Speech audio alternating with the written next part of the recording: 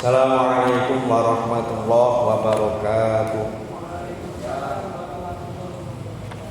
Bismillahirrahmanirrahim. Innal hamdalillah nastaghfiru wa nastahji wa na'udzu billahi min syururi anfusina wa min sayyiati a'malina may yahdihillahu fala mudhillalah wa may yudlil fala hadiyalah. Wa asyhadu an la ilaha illallah wahdahu la syarikalah wa asyhadu anna Muhammadan abduhu wa rasuluh. Amma ba'd.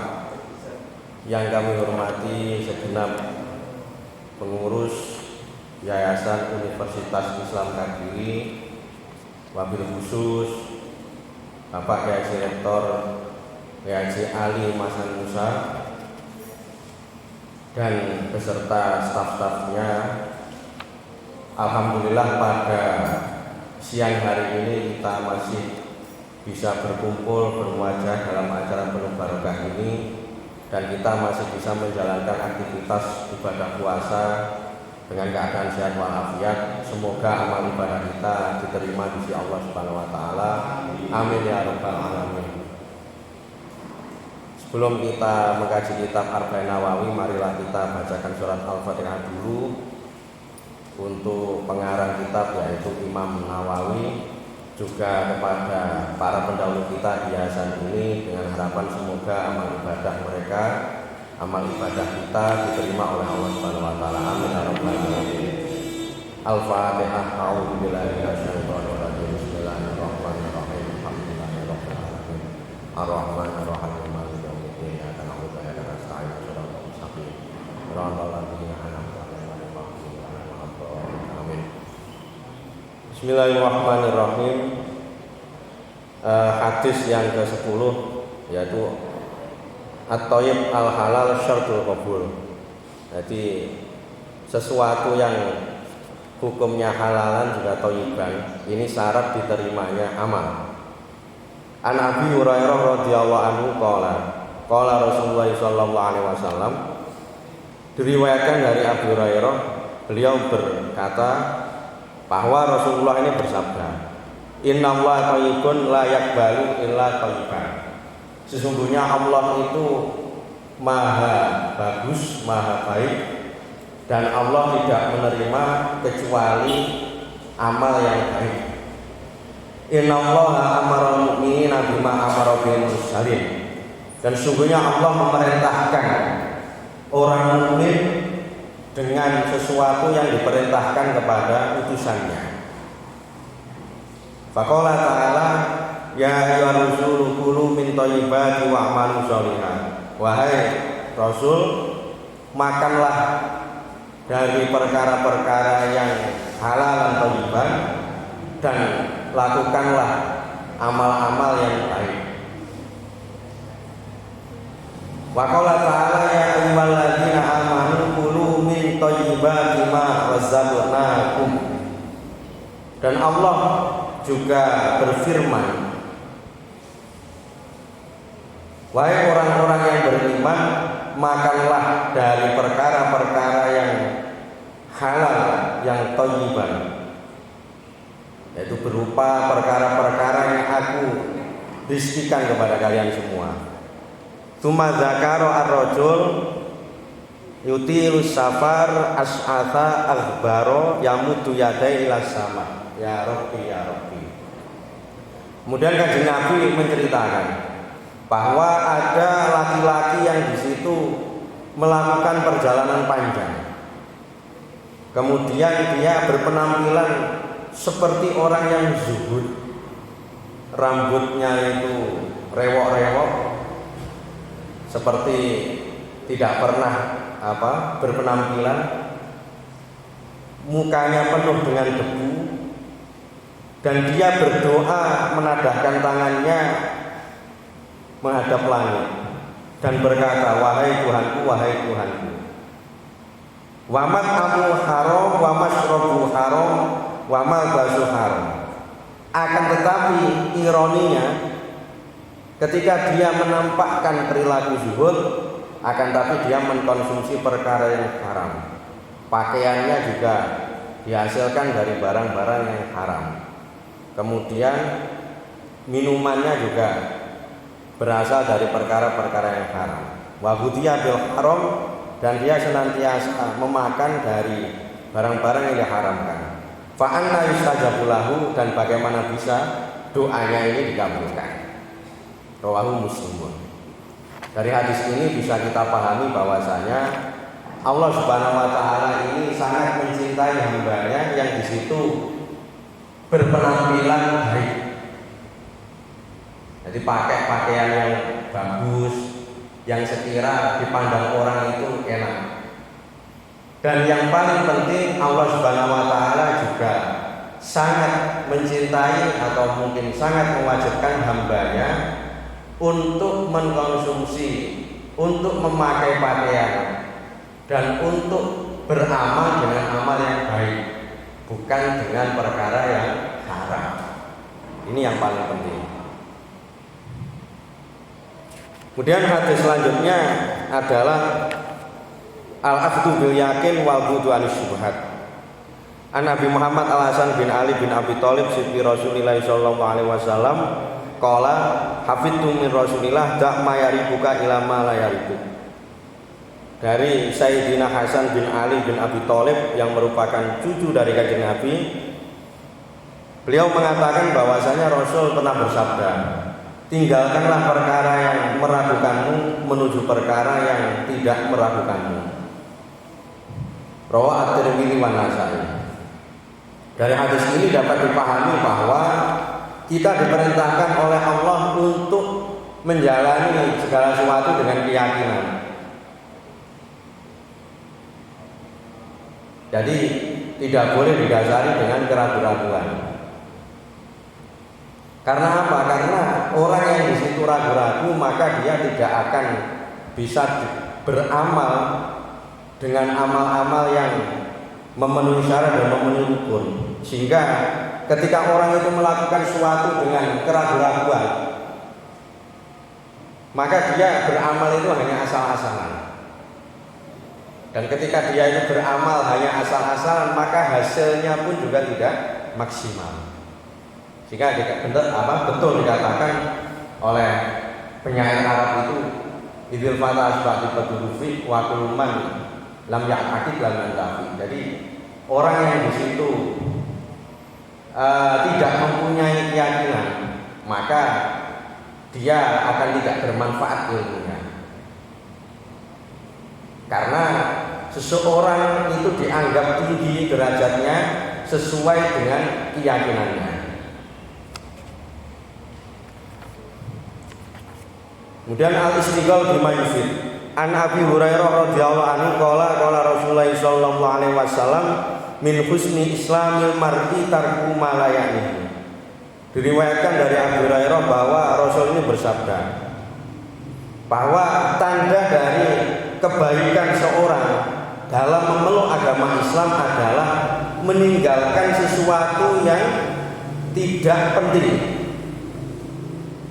Jadi termasuk dari kebaikan seorang dalam beragama Islam itu meninggalkan perkara yang tidak bermanfaat baginya. Rawahu At-Tirmidzi wa ghairuhu hakadha. Dari tiga hadis ini dapat kita simpulkan bahwa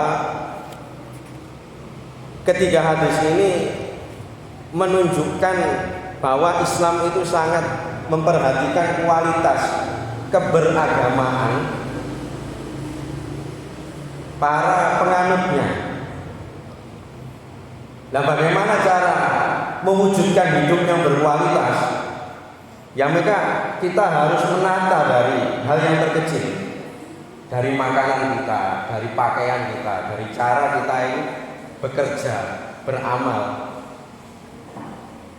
Kalau kita terbiasa mengkonsumsi perkara yang halal, perkara yang baik, maka apa yang kita lakukan ini mesti berupa perkara-perkara yang baik. Sehingga orang itu juga akan bisa merasakan manfaat kebaikan dari kita. Nah, bagaimana cara kita itu mengetahui dan bisa beramal dengan baik? Ya, kita harus punya keyakinan. Karena keyakinan itu menyangkut dengan prinsip. Kemudian juga bagaimana kita itu bisa berprinsip dengan baik. Ya kita harus bisa memilih mana hal itu penting bagi kita dan mana yang tidak. Jadi tiga hadis ini berkaitan, Pak. Kita lihat biografi sahabat-sahabat atau ulama-ulama yang di situ terkenal tegas. Mereka-mereka adalah orang yang di situ sangat selektif di dalam kehidupan mereka. Saya contohkan Sayyidina Umar. Sayyidina Umar itu mempunyai prinsip di dalam memanage kebutuhan hidup. Beliau mengatakan bahwa 9/10 dari perkara yang halal itu saya tinggalkan. 9/10 dari perkara yang halal itu saya tinggalkan. Nah, ini sebagai pembelajaran saja, Pak. Jadi ada tingkatannya orang itu hanya bisa menghindari perkara-perkara yang haram. Ada orang yang seatasnya, yaitu orang yang di situ meninggalkan perkara yang haram sekaligus meninggalkan perkara yang belum jelas halal haramnya. Ada tingkatan yang paling tinggi, yaitu meninggalkan perkara haram, meninggalkan perkara yang belum jelas halal haramnya, juga meninggalkan perkara yang mubah, yang dinilai tidak penting atau tidak dibutuhkan. Ini yang saya maksud, bahwa Sayyidina Umar itu meninggalkan perkara-perkara yang 9/10 perkara yang mubah. Dari hadis yang terakhir itu, dari al-istighfar bima yufid, kita menyibukkan dengan perkara yang penting bagi kita. Ini dapat diambil kesimpulan pertama, iqamatul mujtama al-fadil, mewujudkan generasi yang berkualitas. Salah satunya dia hidup dengan efisiensi waktu. Yang kedua, dia bisa memanage, memilah mana yang di situ kebutuhan dan mana yang bukan kebutuhan. Yang ketiga, dia itu di dalam mengatur waktu, dia itu bisa memilah dan memilih. Andaikan ada beberapa kewajiban yang tumpang tindih. Nah, seperti panjenengan ini yang beraktivitas sebagai dosen atau mahasiswa kan sering panjenengan itu disibukkan dengan aktivitas-aktivitas ini. Nah, seberapa besar kualitas panjenengan ya dinilai dari ini. Kalau bisa memanage waktu dengan baik dan benar, maka kualitas panjenengan akan meningkat. Jadi ngeten, Pak. Sebenarnya rahasia seorang itu bisa sukses, salah satunya adalah pinter dia itu di dalam memanage waktunya. Jadi waktu bagi semua orang itu sama-sama 24 jam. Sesibuk apapun dia, kalau dia itu pinter-pinter menghindari perkara-perkara yang tidak penting, maka waktu itu akan cukup bagi dia, sesibuk apapun. Tapi luas waktu manapun, atau dia digambarkan orangnya itu tidak terlalu banyak pekerjaan. Akan tapi kalau dia itu suka melakukan sesuatu hal yang tidak penting, maka waktu yang banyak itu tidak cukup bagi dia.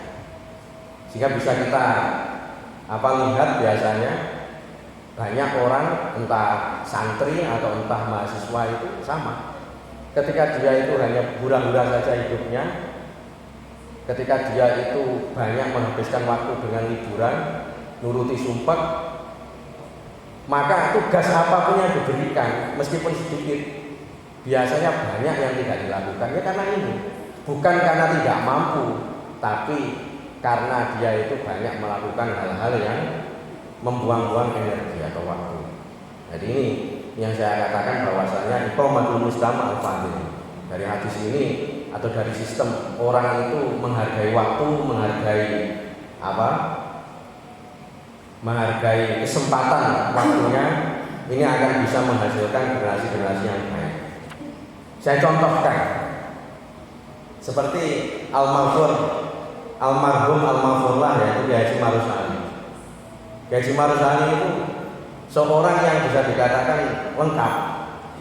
Seorang kiai ngisi pengajian, seorang yang membaca kitab, dan seorang yang ahli basul masail membahas masalah keilmuan, dan seorang aktivis karena beliau itu juga Rais Suriah NU. Kemudian beliau juga seorang rektor, juga sekaligus dosen. Panjenengan bisa membayangkan betapa sibuknya beliau. Tapi sering dulu alumni-alumni sepuh itu mesti mengatakan untuk memotivasi anak-anak muda itu bahwa Mbah Mahrus itu punya satu prinsip, yaitu pandai membagi waktu, dan beliau itu pandai untuk memilah dan memilih mana kegiatan yang perlu dilakukan dan mana yang tidak. Jadi meskipun dengan waktu yang terbatas, akan tapi beliau tetap bisa menjalankan segala aktivitas. Bahkan di dalam memanage hidup, ini mungkin ada satu cerita. Beliau itu punya prinsip sendiri. Diceritakan dari sesepuh dulu bahwa ketika beliau ini ditinggal wafat oleh istrinya, beliau itu sangat sedih sekali. Saking sedihnya, beliau itu minta nasihat kepada masyayikh-masyayikh yang ada di Pondok Lerboyo ini. Bahkan tidak hanya masyayikh, murid-muridnya saja dimintai nasihat.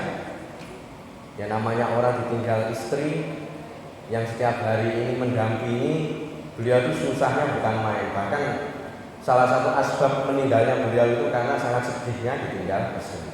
Jadi wafat beliau itu hanya beberapa bulan sesudah istrinya ini wafat. Saking cintanya beliau. Dan pada saat beliau itu mengalami fase sumpah, beliau itu pernah memanggil salah satu santri kinasihnya, yaitu Kiai Haji Ilham Nadir, orang Ketami, almarhum almarhumlah Kiai Haji Ilham Nadir. Pada saat itu beliau Kiai Haji Ilham Nadir masih muda, dipanggil oleh Mbah Mahrus. Kemudian dia ngomong, "Wahai Pak Yai Ilham, saya ini lagi susah, tolong nasihati saya." Nah ketika Pak Yai Ilham itu beliau mendengar kata-kata gurunya suruh menasihati, kaget beliau itu. Dan beliau matur, "Ya ngapunten ya. Sing pantes nasihati itu jenengan, mboten kula. Kula niku kali murid panjenengan." Nah akhirnya Mbah Mahrus itu dengan nada setengah memaksa mengatakan, "Ya wis, lek sampean manut, tolong ikuti ucapan saya." Jadi Mbah Ilham Nadir itu disuruh mengikuti ucapan Mbah Mahrus. Mbah Mahrus niki kula Ilham Nadir. Jadi beliau sendiri yang mengatakan nuntun muridnya untuk menasihati. Mbah Mahrus niki kula Ilham Nadir ngengken panjenengan keng sabar. Sudah kamu ucapkan itu, tolong ucapkan di depan saya. Wah, akhirnya Mbah Ilham Nadir itu menuruti apa yang dikatakan Mbah Mahrus. Nah ini salah satu metode bahwa di dalam aspek kecil pun beliau itu mempunyai metode bagaimana cara meminimalisir kesusahan. Beliau tidak sungkan-sungkan untuk meminta nasihat kepada muridnya yang di situ lebih muda. Juga bisa kita artikan ini adalah apresiasi beliau kepada murid bahwa muridnya yang ditunjuk itu bukan sembarangan. Dan ternyata betul. Ketika Mbah Mahrus wafat, maka salah satu sesepuh yang ada di Lirboyo itu adalah Mbah Ilham Nadir. Jadi yang saya maksud bahwa untuk mewujudkan generasi yang berkualitas itu ya harus ada sebuah sistem atau sebuah konsep belajar dan mengajar yang baik. Kita kembali kepada pokok permasalahan bahwa tadi saya jelaskan salah satu perkara atau salah satu konsep di dalam mewujudkan generasi yang berkualitas ini meninggalkan sesuatu yang tidak penting. Di sini juga dikatakan al-istighal bima la yakni tadyibun wa anwan fil iman, bahwa menyibukkan diri dengan perkara-perkara yang tidak penting itu adalah tanda lemahnya keimanan atau keyakinan kita.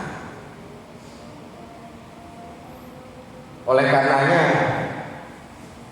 kita sering kadang melihat orang-orang yang mempunyai kebesaran, entah pengaruhnya atau entah jiwanya, mereka-mereka itu tidak gampang membalas keburukan dari orang lain. Artinya ketika kita itu sudah mempunyai atau sudah mencapai fase-fase semacam ini, kita jangan gampang-gampang meladeni sesuatu yang di situ tidak ada gunanya. Ketika panjenengan semisal jadi dosen atau jadi dekan semisal, ketika mendapatkan omongan-omongan yang tidak enak, ya nggak usah diladeni. Karena apa? Karena tidak akan menyelesaikan masalah. Loh, kalau tidak diladeni berarti kita itu lemah, Pak. Ya bukan begitu nalarnya. Justru ketika panjenengan itu memaafkan dan panjenengan itu tidak membalas, itu menunjukkan kebesaran jiwa panjenengan, kekuatan jiwa panjenengan. Mestinya orang itu umumnya ketika dia mendapatkan perlakuan yang tidak enak, ya mestinya dia membalas. Tapi orang yang istimewa dia tidak akan membalas, karena dia tahu sebab akibatnya, dan dia tahu bahwasanya terlalu banyak membuang-buang waktu dan energi hanya untuk meladeni perkara-perkara yang tidak bermanfaat. Kemudian dari hadis ini bisa diambil kesimpulan al-i'rad amal yakni thariqus salamah wan najah. Berpaling dari perkara-perkara yang tidak bermanfaat itu adalah salah satu jalan keselamatan dan kebahagiaan kita. Sebagaimana dikatakan oleh seseorang kepada Luqman. Jadi Luqman itu ada yang mengatakan aulia, ada yang mengatakan nabi. Ma balagha bika manara yuriduna al-fadla. Kita tidak bisa mencapai apa yang kita lihat dari kalian semua. Atau ngomong penaknya itu, saya itu tidak bisa mencapai derajat sebagaimana derajat yang kau capai. Ini caranya piye sih caranya? Sampai kau bisa mendapatkan pangkat yang tinggi begitu. Kemudian dijawab oleh Luqman, sidqul hadis wa adaul amanah wa tarku ma la ya'ni.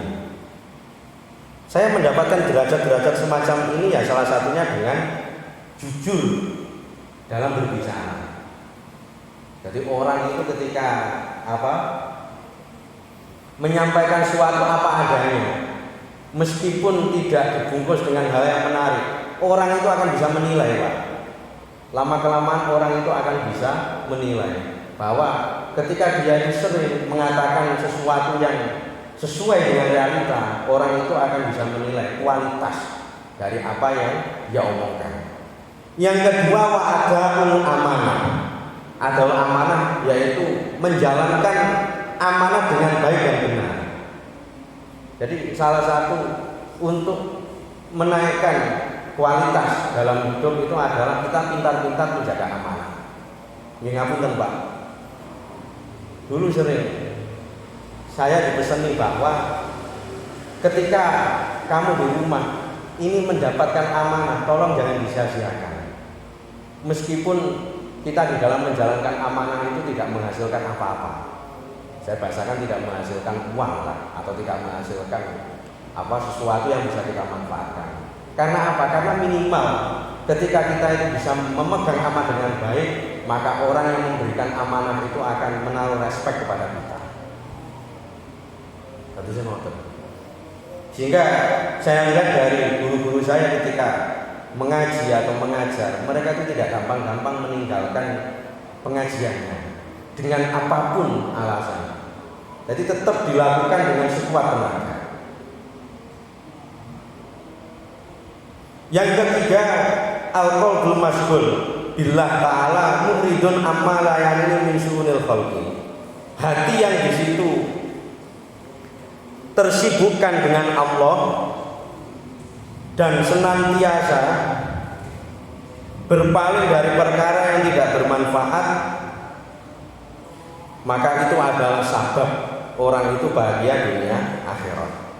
Sehingga dikatakan di sini, Ruya anil Hasan al-Basri annahu qala min alamati iradillah anil abdi ayyaj'ala syughlahu fi ma la yuridu. Jadi tanda bahwasanya Allah itu berpaling dari hambanya adalah Allah menjadikan hamba itu melakukan hal-hal yang tidak bermanfaat. Berarti dapat disimpulkan juga ketika kita itu masih tersibukkan dengan hal yang bermanfaat, barangkali Allah itu masih menyayangi diri kita. Artinya apa? Ketika panjenengan ini sumpah gara-gara kebanyakan kesibukan, maka berpikirlah bahwasanya sumpah di dalam kesibukan ini lebih baik daripada sumpah tidak mendapatkan pekerjaan. Karena apa? Karena sumpah di dalam kesibukan ini bisa jadi orang itu disayang oleh Allah, dalam bentuk Allah itu memberikan kesempatan pada dia untuk memenuhi waktunya dengan kebaikan-kebaikan. Beda dengan orang itu ketika nganggur, Pak, nggak dapat apa-apa, kebaikan juga tidak dilakukan, bahkan menjurus dia itu melampiaskan kesumpahan dalam tingkah nganggur itu dalam hal yang bermaksiat. Sehingga saya katakan tadi bahwa sebenarnya yang menghalangi kesuksesan kita itu ada dua. Yang pertama, kita itu suka bermaksiat. Yang pertama, kita suka bermaksiat, dan yang kedua, kita sering melakukan hal-hal yang tidak ada gunanya.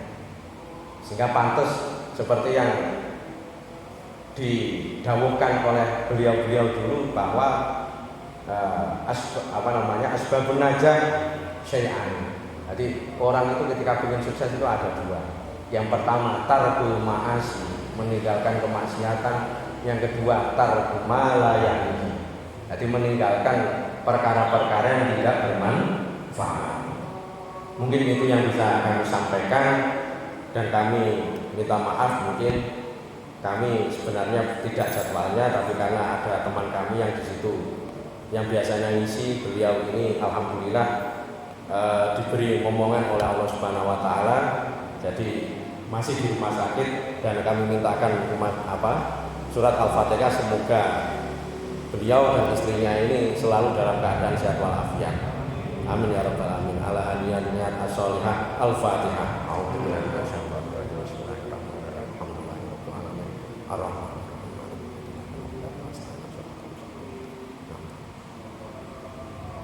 Wallahu muwaffiq ila aqwamit thoriq. Assalamualaikum warahmatullahi wabarakatuh.